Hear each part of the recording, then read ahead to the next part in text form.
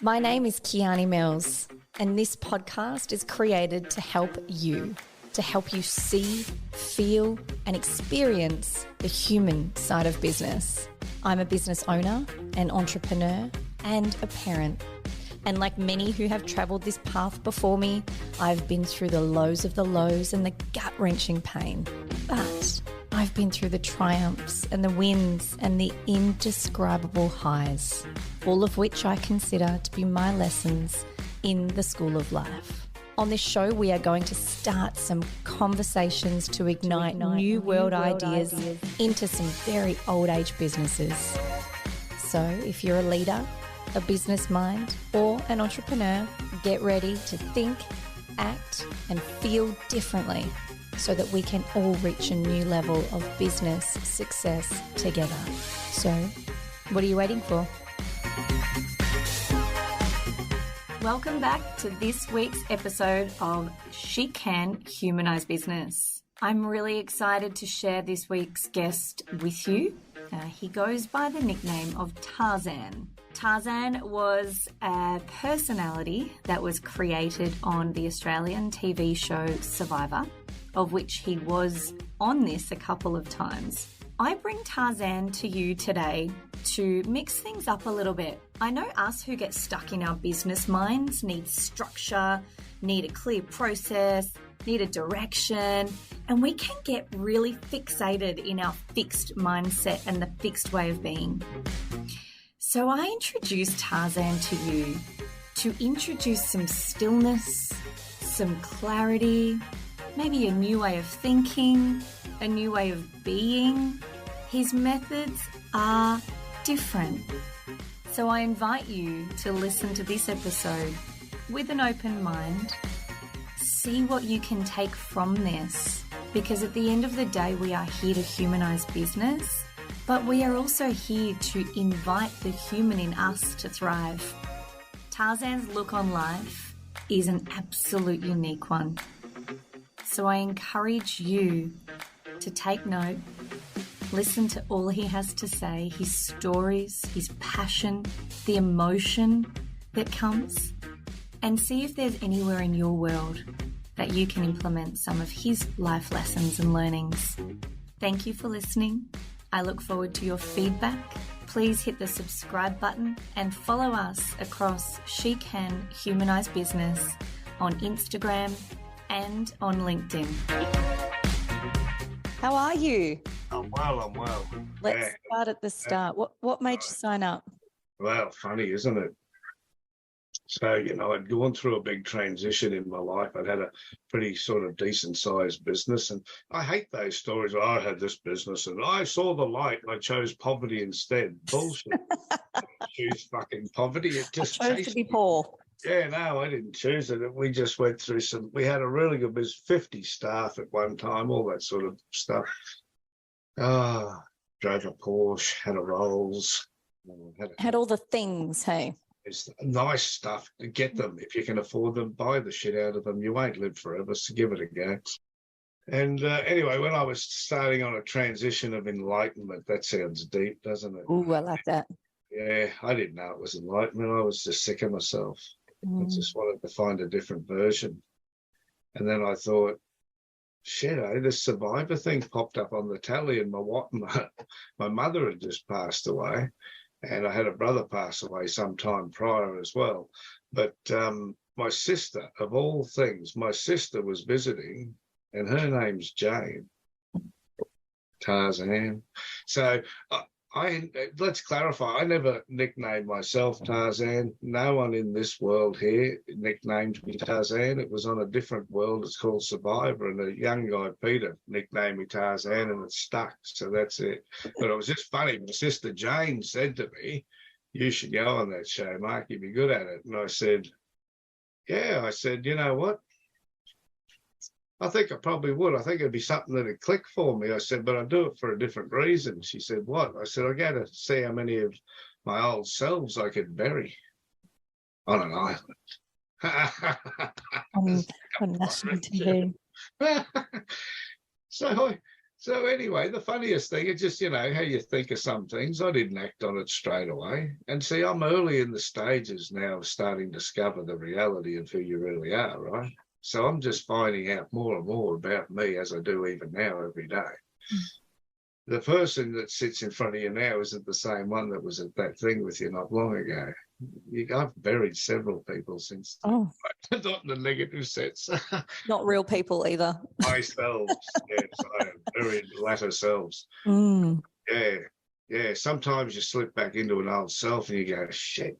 Oh, but it's so comfortable. It's so comfortable to put on that old comfy pair of pants. And yes, it can be, but I find it more annoying nowadays because I buried them. It's like bringing up the dead. They're a bit stinky and dirty and full of old stuff. And it could be just in a conversation. I may say something that may have been something an old self would have said, and then I'll correct myself in it and go, no, sorry, I didn't mean that. I meant this.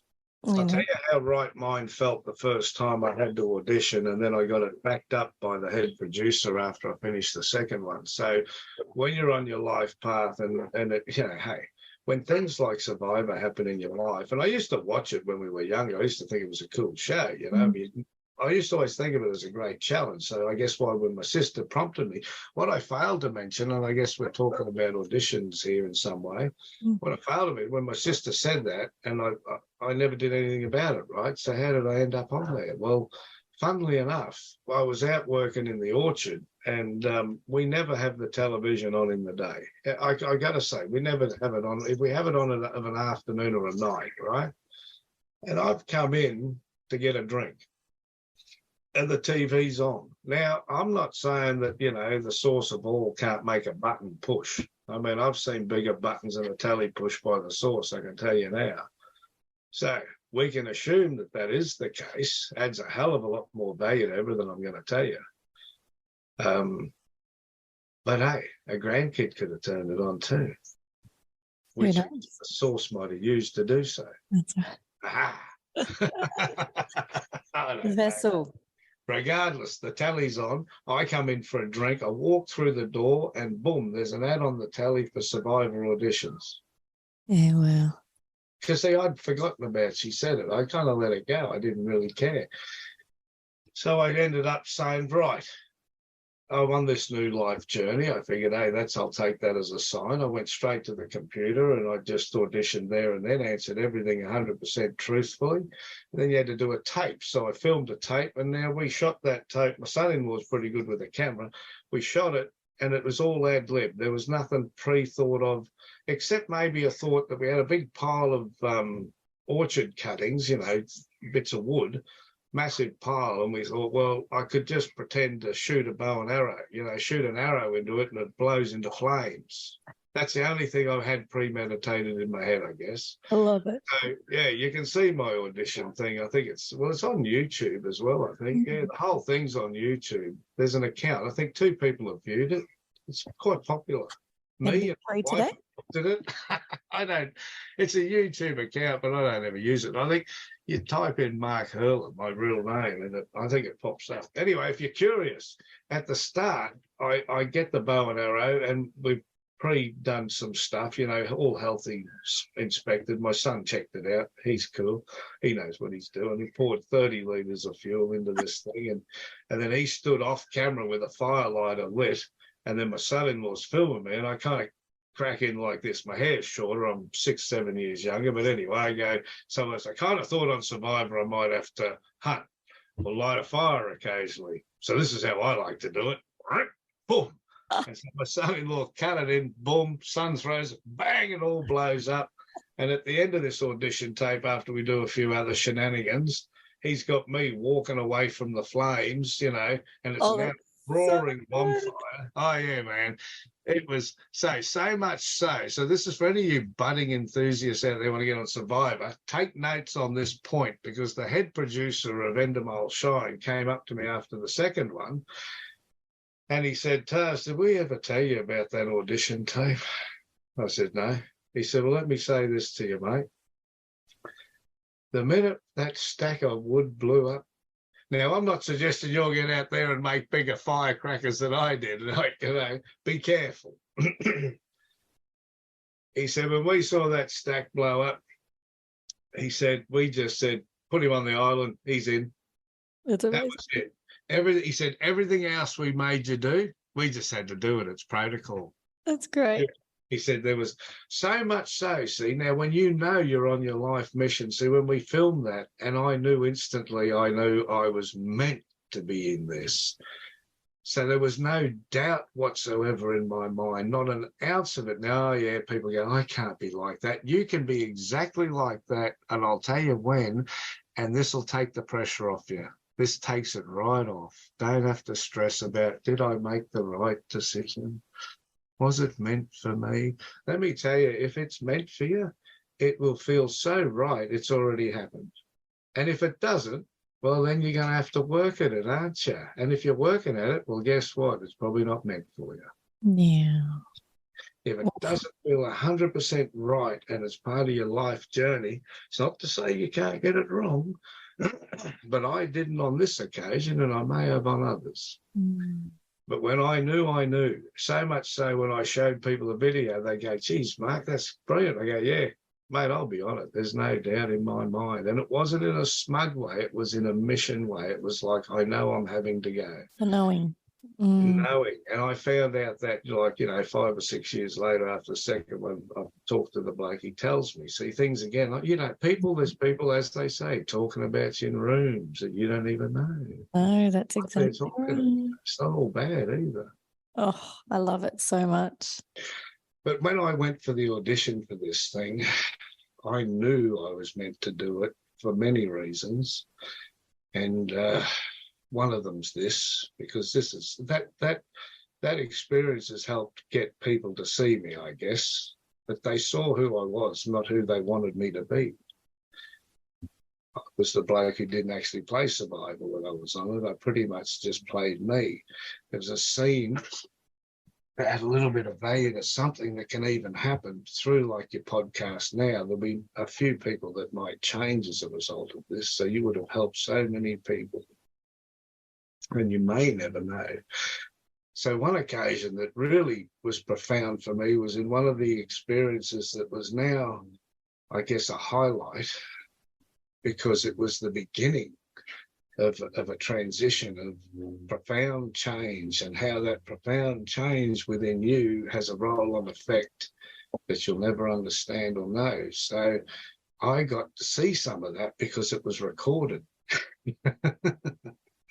So in one scenario,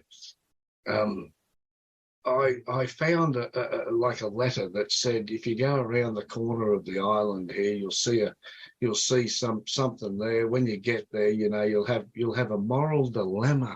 How brilliant is this show? It puts me in the position I want to be put in 24/7. I want to be tested.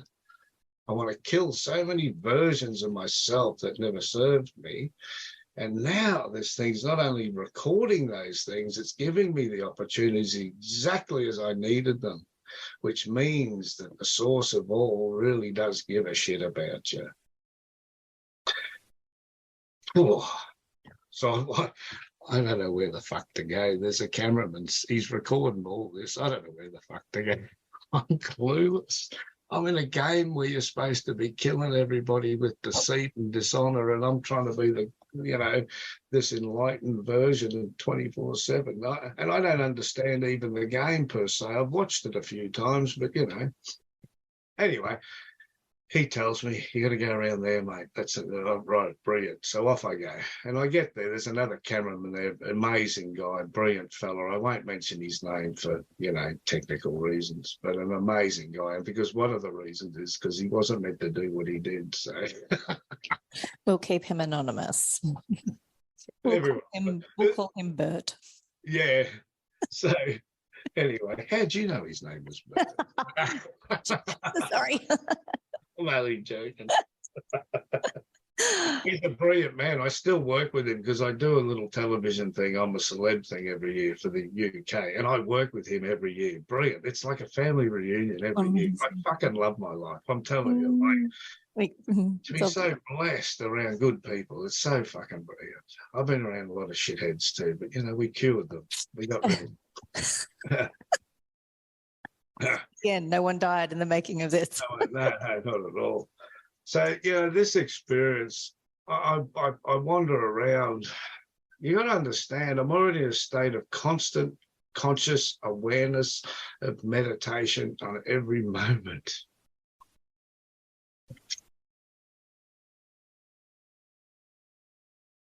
You've heard me say this before. It's every breath and every step.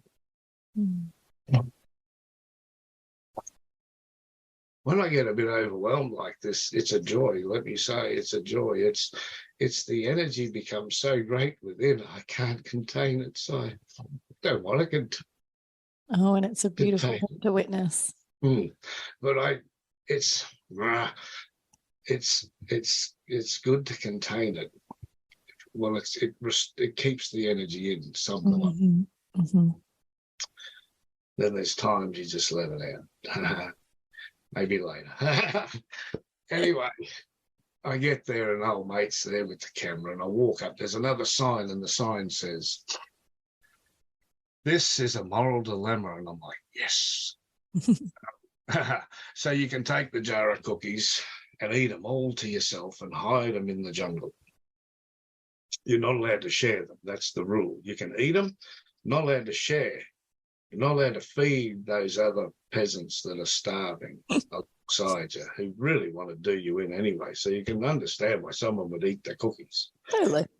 Yeah, exactly. I can't begrudge. The other guy on the other team, he ate the cookies and, he ate them and he actually won the show in the end. So I don't know. What's the moral of the story here? As you said, it's a twist of a twist of a twist. Yeah, and they get both sides. See, in my case, I say, when I read this, when I get to the bit, and then there was a nice pile of big dry firewood, and it said you could take the firewood and share that with the camp.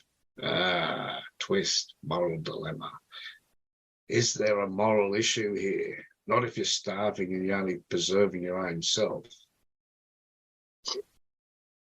If you're somewhat of an empath and someone who feels that their life is actually the mission, there is no mission for me. My life is the mission. So that means every moment, every breath, every step, right? So I break down in a way that you would have broken down possibly in your life when you've lost somebody. Yeah. I was virtually in a state of absolute just tears flowing down my face, sobbing uncontrollably. See, there was a quitter in me that would have quitted on so many occasions, so many. And you can understand now the cameraman's bemused, so much so he puts the camera down and you're not allowed to talk to the cameraman. You're not allowed to make any contact. And so he puts the camera down. He's like, "Are you right, mate?" And I went, "Clearly I'm not." Do I look okay? Yeah. He said, "What's the problem?" I said, "You're asking me to betray people that are suffering as equal as myself." He said, "So, this is Survivor." I said, "I know." And he said, "Well, I can't tell you what to do. I'm just going to keep filming. You do you." I went, "Brilliant, thank you." So I picked up the firewood and I walked back to the camp and I dropped it in the camp. Shared it with everybody. We were living in 11 days of rain. We were on the edge of a cyclone one night. We had 500 millimeters of rain fill up a dugout canoe sitting in the camp, and it filled with water in one night. Wow. I had a bath in it the next day. Delicious. Fresh water. Yay. Funny thing is now you fast forward, say 6 months when the show airs on the telly, right? So this is like, kind of like a time warp sort of thing, isn't it? Something that happened 6 months ago is now perceived as if it's happening just now. Mm-hmm. But it didn't. It happened 6 months ago. But what happens now is the miracle takes place. And a woman messages me on Instagram. I failed to share this story that night I was up there. I was a bit disappointed, so thanks for the opportunity. This is one of the first, as you would think, in my case, I saw as the first enlightened miracle that I was on a journey of trying to see what comes, not what I'm trying to manifest, see what comes and then work within it. It's not my manifestation, it's the sources. I'm just a labourer. You're just the vessel. And what it was is a woman was sitting in a home watching that show. And she messaged me on the Instagram thing that they gave me when I did the thing. And she said, Tarzan, she said, I just need to tell you, she said, I'm a prostitute and a crack addict. And I was about to just jump back on the pipe tonight, and I saw what you did. And she said, I'll put that pipe down. I've quit prostitution. I'm out. I'm done. Oh. She said, you've given me the courage. Now that was like, I just give up cookies, man. She's given up crack. I've heard that stuff's hard. Wow. And not only that, she's in a profession that's a hard profession to be in. Mm. And she's walking away. Now, I can tell you to this day, and I'm talking, that's got to be like now, maybe 6 years later, right? She still talks to me every month. Wow. Now, this is a good story. She turned it around. She got into some help. She got sorted. She had so many trials and tribulations along the way. We had so many conversations nightly about, just talking like we're talking now. Mm. And, she's good. She's got a good boyfriend now. She lives in the country. She's in a house. She works as I think it's like, I guess you call her a social worker. Oh, wow. Mm. Isn't that beautiful? Simple, eh? But on the other side of giving back as well, where she's had so much taken from her, I would imagine. Oh, yeah. And now she's in a position to be able to give back to those who are having their own struggles. It's absolutely. And in time, I'd love to get her on the platform and tell her story. Oh, gosh, wouldn't that be incredible? You think you've had a bad day, and it's not to say you haven't. I hate it when people try to compare somebody's bad day to yours. That's bullshit. Your bad day's equally as bad to you.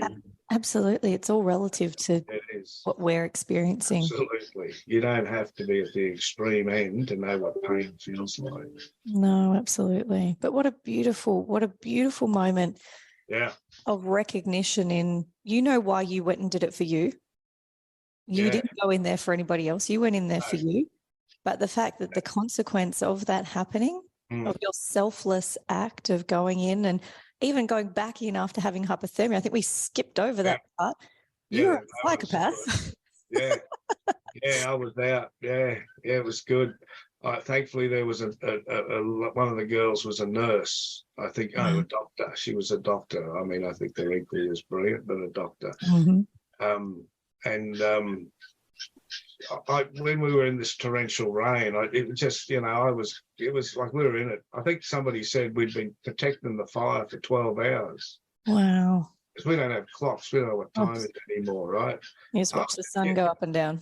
Yeah. And, it's pitch black and it's pissing down rain from all angles. Like I said, 500 metres of rain in one night. And we've just got nothing on but, whatever clothes you got on. But nothing's waterproof. No, nothing. And the wind was coming in like as hard as you can imagine and just pelting the rain at you. And now we've got to crawl off into the scrub looking for logs or what we think are logs because you can't see. You're just on hand and knee feeling around and you think, oh, that feels like wood, and you drag it back in and then dry it out next to the fires. But everything was soaked. Wow. There's no room for anything dry. And we kept the fire alive. Thankfully we did. But I felt so tired, I went and laid away from the fire under some palm fronds, which was just to stop the sound of water hitting you on the head. Mm-hmm. It didn't keep you dry. I must have went unconscious. I fell into hypothermia then, and the doctor lady, Tess, she must have seen the leaves rattling because she came over and she woke me up. She said, Taz, get back to the fire, you're too cold. Oh. And when I got there, I just collapsed, and then they raced me out of the place. Yeah. And you went back in. Yeah, so that was, I ended up looking at the clock. There was a clock when they were, last time that they checked me over, checked my core temp and stuff, and I saw the clock said 2 a.m. And he said, you want to go back in? I said, yeah, sure. Yeah. He said, put your wet clothes back on and go in. Wow. Okay. He said, now don't lay down this time. I went, no, good advice. Don't go to sleep. Don't get comfortable. Yeah, that was like hell. For 11 days, it was treacherous. And, you know, one of the final acts in there, I think one of the things that set me up in that thing was, see, I was number one, differently doing it. Nobody takes the firewood back. And then one of the spin-offs in it was, this is where you start dropping back into your think, where you're giving consciousness to the moment, right? And even if you're not, if you're in I've found I've had moments where I've been able to be just for 3 months, just doing constant meditation daily, having to care about nothing else. I was fortunate to have people around me that could just do stuff.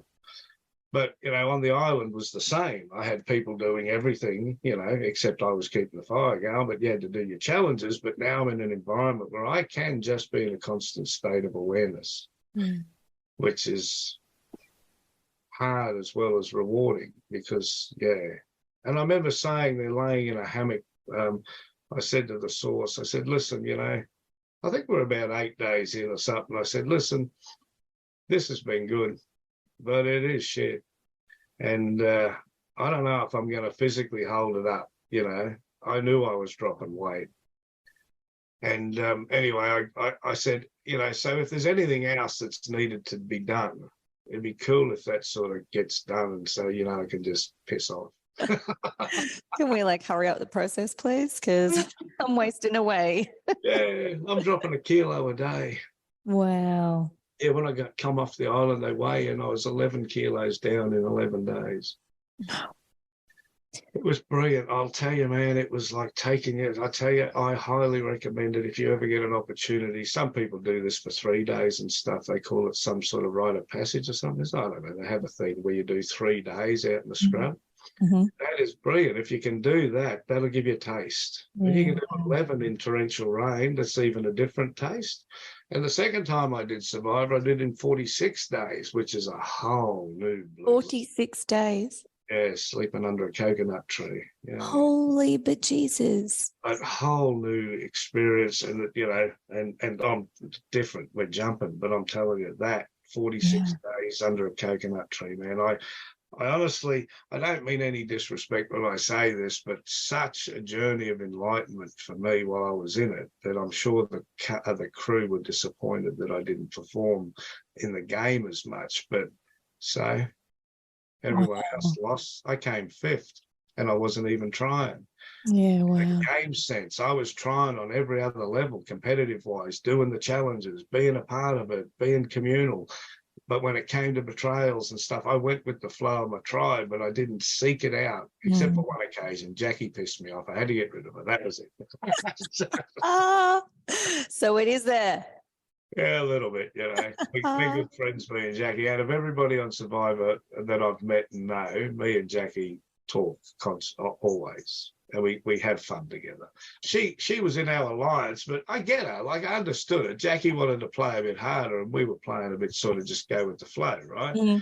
And she wanted to get rid of Zach. Her and Zach hated each other. Like, you know, they're both bodybuilders. So I guess there's this whole masculine thing between the two of them. And, man, she beat him on a few occasions. So that's got to be sort of, you know, corrective punishment there. I get why they don't click. Yep. Fair enough. But, you know, nevertheless, Zach he's a nice guy and I liked him and he was part of our thing. And so Jackie turned on him and she managed to get rid of him. And she flipped, as they say. Well, I didn't like that. And she was my sort of, we call it the cuddle buddy. Me and Jackie'd always be together at night because you got to have someone to warm up to. Yeah. Right? Well, we don't want you getting hypothermia again. No, not again. That Fiji, the second time, man, the weather was bliss. Oh, beautiful. Sunny days, beautiful water. Mm. It was a later time in the year. It was warmer. I wish it was still on it from that sense, but brilliant. Yeah, no, magic stuff. I've been very blessed to have been exposed to such harsh treatment. Yes, well, you know, what do they say? That the strong will always receive what they're strong enough to receive? Well, I didn't know. That's why I went there, and I guess I survived twice. I made it back. Having said that, after I just got nicknamed Tarzan, I jumped off a ship in the Samoan Ocean, 200 meters offshore. I don't swim, and I'm in the country. I'm not at the beach. I mean, I love the water. I can swim, but who swims 200 meters offshore? Not me. Never. Not many. Not many. Not me. I'm jumping off a cargo ship into an ocean full of sharks. Oh, my goodness. I guess it's full of sharks. I've seen them before. They're out there. Anyway, that had to kill at least 2 versions of a scared self on the way into the water. And I'm like, I'm jumping into shark-infested waters and I don't like sharks. Oh, wow. Oh. Yeah, so you're killing one on the way down. And then by the time... It can happen so quickly. Instantly. You have to change sometimes in a blink of an eye because you've got to get off a ship and swim to shore if you want to play. I love that, though, because a lot of people I know in the self-development world think that it's got to be this big, long, drawn-out process or this big, giant thing where it's like, well, no, you don't want to do it. You do it. Done. When it has to be instant, it has to be. But guess what? You're always ready. You just don't know it. You're always ready. Always. You just haven't found the new person yet. See? It frightens you. You got to step up on the stage and you're like, oh, fuck, who am I? Who am I pretending to be? Of course you're fucking pretending to be the person you want to be. That's who you're pretending to be. Do that. Better that than pretending to be someone you'll never be. Like someone else. You can always be you in a heartbeat. That's instant. And then having said that, as I'm swimming across, nearly fucking drowning because, we got to drag a raft that's just full of holes, of course. So all the stuff you're throwing in it falls through to the bottom. It's like Survivor is a twist within a twist within a twist of twists. It's like a constant twist. Nothing ever is as it seems or is. It's the best place to go if you want to get enlightened to a new self within every minute of every breathing minute of the day. You can just come out fresh. So fresh that the stories after you come out, in my experience, like profound shit that I'm like, wow, and do nothing. Sit somewhere in a restaurant and someone contacts you through Insta who's never met you, doesn't know who you are, they're not even aware of the fact that you're some Tarzan fella, and find out who you are, contact you and say, I just had to get in touch with you because I've never felt such an energy come off somebody, and I was across the room. And it just so turns out that woman had just been through a traumatic trauma and she had no peace. And when she went down to this particular restaurant that I was sitting in, she felt the peace that she sought, but it wasn't within her. So she reached out to get it. And she did. And then me and her and my wife and her husband sat down. We had a coffee and we spoke like I speak with you. And now she's good. Better. Like you are. Wow. Good, eh? It's in an instant. It has to be. It's like coffee. I don't mind instant coffee. I fucking prefer it most times because you can just get it and go. Unless you're at a cafe, that's a bonus. They'll make it for you. Wow. That's incredible. I can tell you so many stories about instantaneous, as you people would call it, manifestations, as I do. But to me, it's just get handed the tool that you need to get the job done because you're on track. If you're not on track. And the right tool will be presented. Yeah. Whatever I need in the moment I need it, I will be given. That's a biblical reference. The sources in all. And that's where sometimes we do get gifted things that we don't think is what we need. But in fact, we're just not potentially not seeing it for what it actually is. Yes, exactly. And that's, in a simplistic way of looking at it too, is when I know for me, there was a couple of times in my younger years when I would lose a job or break up with a partner. And at that time, oh my gosh, my world was over. And I thought it was the worst thing that could happen to me. And I thought it had stopped my life. Instead, all it had done was open the door to allow what was meant to come next. Sure. And that's a beautiful way of thinking about pain and disappointment. Now your life mission outside of being an incredible human manifests kombucha. Oh, yeah. Yeah. Well, you've got to have something, right?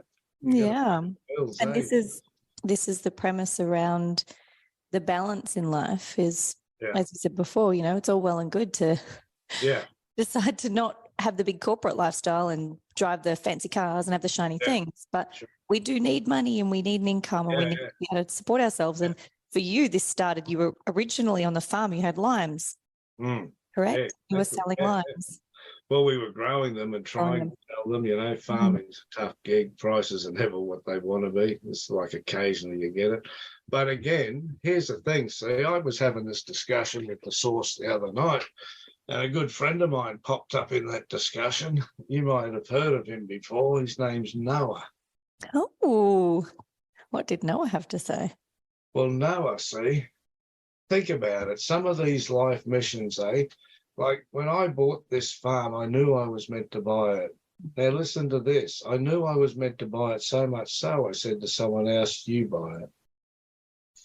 And I said, if you don't get it, then I'll have it. And he went, okay, thanks for that. He said, that's very generous of you. I said, no, it's a good farm. I think you should buy it. I said, I am going to buy it, but I think you should buy it. If you can capable of getting it, I think you should have that opportunity. I pushed it away. And I wanted it. Yeah. He didn't get it. Someone else slipped in and bought it out from underneath me. I didn't get back in. Like, they didn't let me know that the deal hadn't worked for him. So I missed it. I think it was about maybe a year later. A year later, it came back up for sale. Now, this time it's not getting away. I just walked in, paid full price, cash. I'll have it, thanks. Yeah, I knew I was meant to have it. You know, we get a lot of people come through the farm here. I don't know, they just turn up and they hang around for a bit, you know. They camp in tents and stuff. And I just, you know, you just bump into them occasionally. You have a bit of a word. Sometimes you get a bit closer to a few of them and, you know, you work together a bit more. You get to, but the whole thing is just that they're turning up, floating through, and they're going to, you know, work out what they're going to do with themselves. And just gives them a spot to camp for a tad. Yeah, it's like a passes through homestead that you've created out there on the farm. Well, you know, because we're a little bit not isolated in the sense we're way out west, but we're isolated in the fact we don't have to get off the farm much. So we don't mingle much, unless we're invited out to like some talk night or something. This house was built the year I was born. Wow. I only found that out from an arsehole that I know locally around. You can call a spade a spade. Oh, yeah. I'm not mentioning names. But we all have good friends and a lot of enemies. But anyway, I just knew. It's the knowing again. It's that knowing. I knew, but I didn't know why. And so now we're here on a property that I've bought. I really don't know why. This is before I even get into the bigger transition of how I live. And we got no water. There's no water on this farm. It was a dry farm. There was no creeks. There's no bores. There's nothing. So I used to have to buy water to not only give us water. We used to run a few head of cattle just for fun, and we used to give them water. Town water. I was buying town water for 12 months. I bought town water, and then I thought this isn't working for me, and I think we need water. And I grabbed a couple of bits of wire off the fence and I fashioned them into an L shape to make, I heard you could divine for water. So I thought, well, I'll just get 2 bits of steel and I'll grab them. And I looked up to the heavens. See, you're always on your journey of depth, right? So at this age, like this is probably just maybe 41, something like that, you know? So that's a long time ago. That's like nearly 20 years ago, right? How many versions have been since then? Far out, man. I look back and I go, thank God I was that version then. That version then could do that. Yeah. You know, he was younger and stronger and he could do shit more than this version can. Thank you to my young fertile muscles. I'm grateful to my past versions for having brought me to here. Absolutely. I'm glad who I am. I grabbed the sticks and I looked up to the heavens and I said, listen, we need water. And if we don't find it, I got to say, as much as I love this place and I knew I was meant to buy it, if I don't find water, it's a tough gig. So I got these sticks show me the way. Because, see, I'm always following. I don't want to be in the front. I want to be behind. I want to follow the source. I don't want to lead. I don't want to tell the source what we're doing. I want to ask, what are we doing? Because I know whatever we do is going to be my best life. If you've got good folks in your life and they want the best for you, what do you think the source wants for you? Fucking planet. Come on. There's a shitload of stars up above. You get to look at every night instead of the tally. The source gives a shit. That's how I see it. If I'm wrong, I don't give a shit. When I die, I can be wrong. Now, I feel right. I feel good. So I found water. I walked and the sticks crossed and I went, maybe that's what means there's water there. So I rang a driller. He drilled the hole. We went to 300 feet or something. We hit some water. It was like 300 gallons an hour, which is okay if you just want to have a house, right? With some water. That's a good. It was nice water.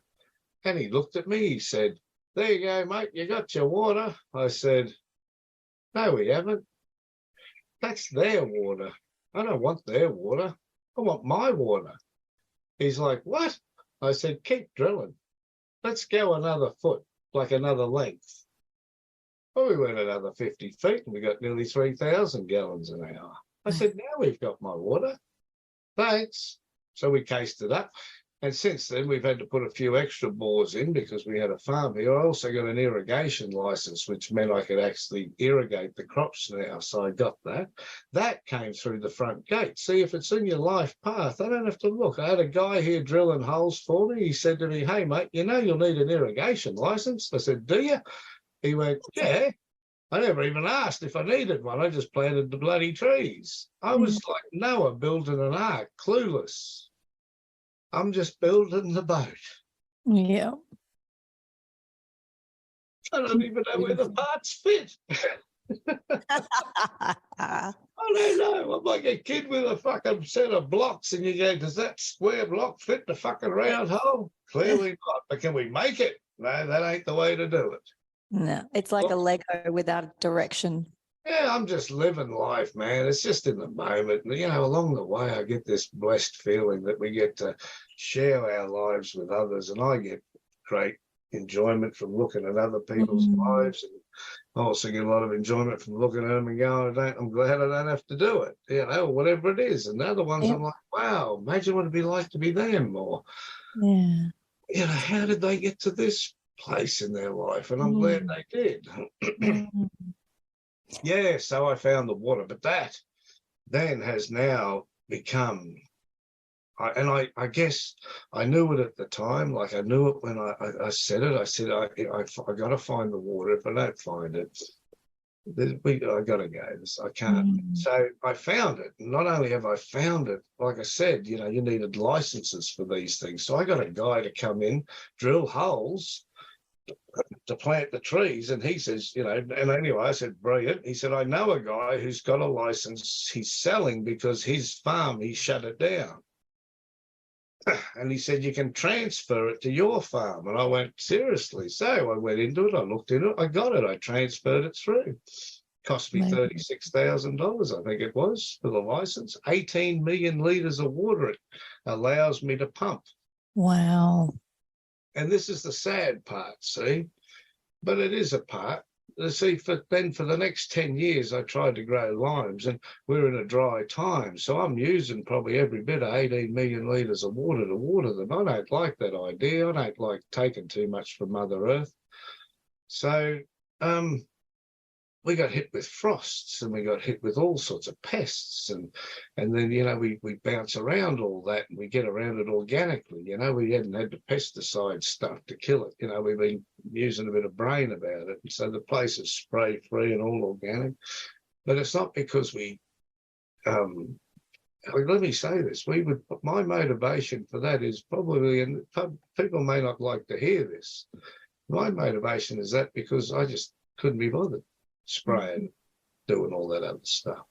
I like a tree to let him be a tree. I just give him a hand. I water him now and then, and I give him a bit of fert now and then but it's all good stuff. It's like a relationship with the orchard instead of a commander of it. But that's the natural way that they've been born and meant to be raised. Well, it's a good vibe. We've introduced all of the other. Yeah. They didn't need it before we came along. Exactly. So, I've learned a lot from that. And I've also learned that in COVID, when it kicked in, we were really just about finished. We'd spent 10 years trying to make something happen that wasn't happening. So, we could have quit a lot sooner, I guess, is the point. And I guess in some ways, and if people can take some heart from this when they go, I just got to quit. I can't do this anymore. I've got to quit. Yeah, well, maybe you're meant to. I think one thing I've learned, just as a little gold nugget, one thing I've learned about getting rid of old selves is that when you quit, that's cool. You do it because it may be the thing you're meant to do. But here's the thing, keep an eye out for this. If you keep quitting on everything, then you're forming a pattern. So that's an old self now that's telling you that you're never going to succeed. There is going to come a time where you got to pay the ferryman. I've worked hard. I've busted my balls on jobs in years gone by. And I might say now, could I have done it differently? Bloody oath I could have, but I didn't know. I didn't understand. I did it the way I did it. The minute I heard you could do it differently, I went, oh, really? You don't have to stress? Oh, shit. Why is that? Oh, well, put your Doesn't trust. Always have to be an uphill battle. Yeah, put your trust. There's the trust coming back. Put your trust. Put your trust in. Well, for me, I put my trust in the source of the creation of everything. And if it's not that, well, as I said, if I'm dead and I'm wrong, well, shit, it'll be whatever it is. I mean, if someone asked me the other day, I think it was a Buddhist monk or a fella, and I just said, they said, what's your belief system, Tarzan?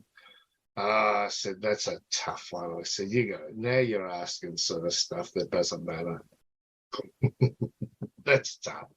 Answering questions that don't really matter is hard. I don't know often, I'm not sure often how to broach a question, and if it doesn't really matter, to give it an answer. Well, then that would just be wasting words, wouldn't it? Yeah, so for me, I just know. I got that from another guy. He was saying the similar thing, and I glean it from him, and I respect what he said and I understand that it resonates. I know. I don't know, but I know. See, what I know is all I know. See, everything else most people try to say is something that they read from somebody else's opinion of that something, not their own. It's a formulated opinion of what they believe the next or whatever it is to be, but they haven't discovered it for themselves completely, because how could they? Because they weren't that person. So then you emulate somebody else's opinion and take it on as your own. And the best way to get anybody to do anything for you is for them to accept it as their own. And they will do it diligently. So that's great. And if you connect with something, and I've seen people and they transform mountains, people that get together in a unified religious form can do miraculous things. But does it matter what's next? And does it matter, or does it need to be spoken into? Yeah. Which, what, why? Is it a competition to get? Yeah. Is there? What is the benefit? I know for me that a lot of the times in sharing anything, really, it's going, well, why am I sharing this, and who is the benefit for? If it is going to help somebody, then fantastic, great. But if it's just to justify why I do what I do, then there is no help in that. No. And you'll still have to do it if it takes you to the next part of your journey, I guess, because, they're not, I always say it's like there's all levels of polishing the stone, right? So, it depends what part of the journey you're at. Sandpaper, it's coarse grit, Yeah. I remember being out in a paddock and basically putting it this way, and I'll just ad lib here for a tad just to give a bit of an energy to how I was looking for an answer. I was like this, so forgive me for raising my voice a tad. What the fuck? I need a resolution. I need the fucking now. I can't fucking do this shit without a resolution. If I don't get a resolution, I'm fucked with it. I'm fucking over it. I'm going to take a different direction. I need it now. Well, now now is now, but now it's like, for me, a now is an hour later, bang, resolved. Someone turns up out the blue, bang, done. There you go. You need a tool, it's done. We saw you getting a bit stressed there, you fucker. We knew you were just about to crack, and you did, you son of a bitch. Go back and make another you. Don't crack next time. You don't have to. You just go, I need that tool. I need it now. Trust. Trust. You fucking said it right. Remember Mrs. Doubtfire? Oh my goodness, I loved that movie. So it goes a bit like this. Well, dear, it's not really the matter of the pony that you get. It's more how you enjoy the ride. Now, that's just me talking to myself, being stupid, having a bit of fun with myself. Now, I know it sounds probably nothing like it, but in my head, it just gives me the vibe. I love it. Yes, a man You actually did a really good job. Thank you. But when I finished it, I had a pivotal moment. I went, what? It doesn't matter the pony you get, but it's more the point of how you enjoy the ride. And I know people that get on buck-jumping horses and take them to rodeos, and they want them to kick the hell out of them. It's all part of the thrill of the ride for them. And then I know other people that like dressage horses, where they're stomping around and they feel a part of it. I guess they feel very Spanish, you know. And then I get other people that like the horse that just like mopes along. Yep. Are we over? Is this done? So it is completely, doesn't matter what is handed to you, how are you going to ride that horse? Oh, Isn't it? So much. And if it's part of your life journey, here's the spinner. You can rest and trust. You can rest and trust. You don't have to be worried. All you've got to do is turn up and do the job. We were harvesting bamboo yesterday in the bamboo forest up the north coast there, because we've got an idea manifested in a man's head. He meets a man that knows how to build such a thing. And then I meet a woman who actually has a bamboo plantation. And then it all conspires together to now like one little collaboration for love and joy and peace and harmony. And we're just covering our costs. No one's getting rich off this. It's just a joy of love to build a little dome meditation hut. Oh, amazing. And when we harvested the bamboo yesterday, it's all done in a very much holistic place. Becky's Big Bamboo there, she's on Insta stuff. She makes food out of the bamboo shoots as well, but she's so holistic, and everything has to be taken to, you know, this and that, and it's done beautifully. We had a ton of fun. She's going to do a video of it. It'll be on my Insta. I'll post it up. You'll see some snapshots of the harvest. Yes. The whole process, I'll do a whole thing on it. It's going to be a bit of fun. People can come and have a bit of fun if they want. Water, again, we come back to. When I found the water, I didn't know the journey it would bring me. I had to build an orchard. Like Noah, he was supposed to build an ark. Now, what's an ark? The guy lives in a bloody desert. They don't know what an ark is. What's an ark? It'd be like, you know, at least I know what an orchard is. But that guy was just pulling it from nowhere. Okay, what's an ark look like? Well, I can't describe it here. This is how you build it. You know, got the knowing, right? He got the instructions. Yeah, he built the thing. So the story says, but I can relate to it in, I'm building an ark. I actually do have a grandson called Noah. Oh. Yeah, I know. It's cute. And I guess I felt like I'm building an ark. And I got a vision many years ago when I was in some deep meditations. And I'm not one to say I predicted a damn thing. I didn't predict anything. I saw something, and I went with the vision, as in I asked the source, what do I do? What is my purpose in this vision? And I was told, number one, actually, the visions. Anyway, I was just told that's none of your business. Just follow it. Yeah, it's none of your business. You just keep turning up. I'll bring them to you. I went, seriously, how cool is that? I'll bring them to you. I love this. Life just gets better. I'll bring them to you. What do you want, Kiani? I'm bringing it to her. She's getting it. It's coming. It's on its way. Whatever it is, whatever it is that you think that your life purpose can be. See how people go, have you got a purpose, Keanu? What's your purpose? What's your purpose in life, Keanu? I mean, you can answer that. Have you got a purpose in life? That's a very interesting question, because I feel like that is the seeking of life, is to figure out the why am I here part. But I haven't yet been able to land on an answer, and I'm wondering whether there is an answer or it's there's a specific answer. Or whether I'm just here to be the best version that I can be and live in alignment with my truth and be a good person and give it back. doesn't hurt to have desires that you want to chase. I mean, the reason you have that desire to chase it is possibly for a reason you don't even know about. But it's to serve a purpose that will serve you in a greater way later in life. I remember being down to the last $800 once many years ago when I first got into business. And I thought, this isn't looking good. I'm going to have to pull out and get a job, I reckon. Things weren't coming. Money wasn't coming. People weren't paying me was the biggest thing. Yeah. And I had 800 left, and we were supposed to go down to visit my wife's parents on the coast. And I thought, you know what? I'm not even telling them, I'm just going to book a charter boat. We're going to go fishing for $800. We're just going to catch fish. Yeah. And then, we'll work it out. I'll get back home and we'll just, I'll sort it out. I didn't have the faith that I have now, let's say, or the understanding is a better word. I didn't have the understanding that I do now. So, but what was happening is that the understanding was coming through these events. So,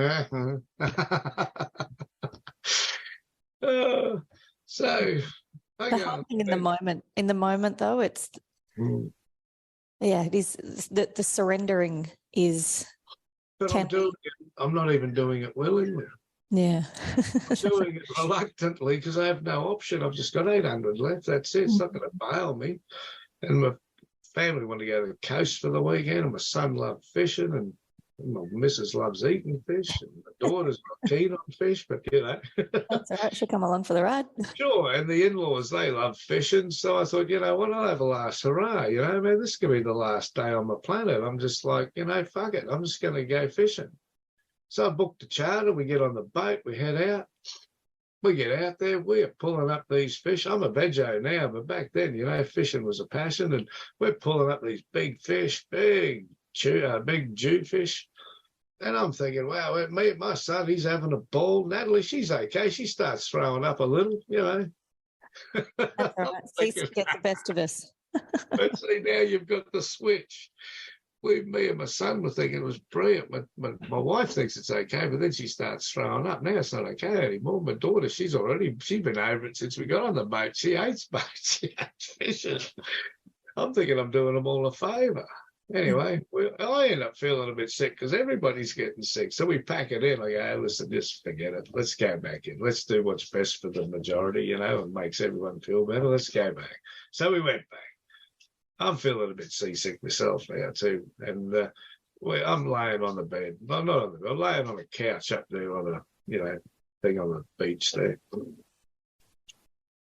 I'm starting to think about stuff. I'm young. I'm only probably like, I don't know, 30 or something. Young. It's 30 years ago nearly. Anyway, I just say to myself, I'm laying there and the thought drops straight in my head. Boom. I'm like, I don't even think about it. It just pops straight in. What you do today determines how you live tomorrow. Straight in. What you do today determines how you live tomorrow. And I just went, yeah, it makes sense. I think I was about 30. I was just 30. I was just in business. After that day, not to jump around and be silly, it just pops in, right? But it sometimes makes a difference to some people. Let me tell you, it made a lot of difference to me too, but now everything makes a lot of difference to me. Yeah. My wife opening the farm gate and walking in makes a lot of difference to me. She's still alive. She's still here. She's with me. Yeah, beautiful. So it all makes a difference. You just determine the depth, right? Like I just turned a gate into this. Yeah. How deep do you want to go? Oh, gosh. That's why I love the tantric stuff. That's another conversation. But this struck me the other day, and I don't know how to express it fully because I've only just started thinking about it, see? But everybody seems to feel they have an individual life. And you do. You do have an individual life. You can't take that away from you. You have an individual life, and you think your life journey is exactly what you may be trying to unfold, right? But here's the thing I love. For your journey to unfold, it has to intertwine with mine. And then it intertwines with another and another and another and another and another. All part of the... Yes. So your life journey is my life journey. See? So the bliss in that is however I lift you up, I lift myself. See, this is just all basic stuff, but it is. Oh, and that's the truth in it. Yeah. I want you to be whatever you want to be. And likewise, I've realized through the journey of life that the feeling of fulfillment that comes from lifting others is far greater than the feeling of lifting yourself. Yeah, absolutely. Or tearing others down. And the tearing of others down I often see, and it's an easy trap to fall into, particularly if you feel as if you're not, if you're in a competitive nature, if you feel as if you're not, tear someone down to make yourself better, I guess. Feel better. Yeah, which I understand it. But the point is, as you say, when you lift others up, your success is imperative to my life future. Yeah. Now, see, some people go, oh, you're just trying to... No, I don't need money. I've got it. I already got it. I'm not chasing anybody's money. What I'm chasing is your energy to exist. I want to set your life on fire by just being around you. And if I can do that or help you to see that, then I am fulfilling part of my life journey by helping you to fulfill yours. It is a win-win.